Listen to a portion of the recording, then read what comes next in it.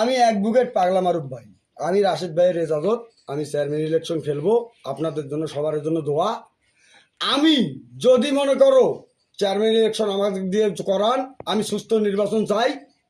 কোনো মনে করো ডাঙ্গাডাঙ্গি করবে না। আমার ভাই বিসিএস ক্যাডার আছে, আমার ভাই ডিজি আছে, আমার ভাই উকিল আছে, আমার ভাই ম্যাজিস্ট্রেট আছে, আমার ভাই জজ আছে, আমার চাচাও ইঞ্জিনিয়ারও আছে। আমরা কোনো ভয় নেই, আপনারা নির্ভয়ে কাজ করেন, চেয়ারম্যান বানান। যেখানে চেয়ারম্যান মেম্বারেরা দুর্নীতি করতেছে, কি দুর্নীতি করতেছে শোনেন।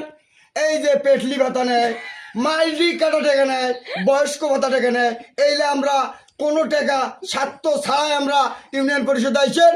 কোনো যদি চেয়ারম্যান সাহেব যদি মনে করো 10টি টাকা নেয়, চেয়ারম্যানও ওখানে ইউনিয়ন পরিষদে গাছের সাথে বান্ধি নটকে ডাঙাইবেন।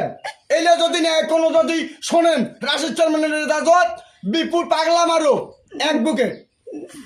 আমার এখানে কথা শেষ।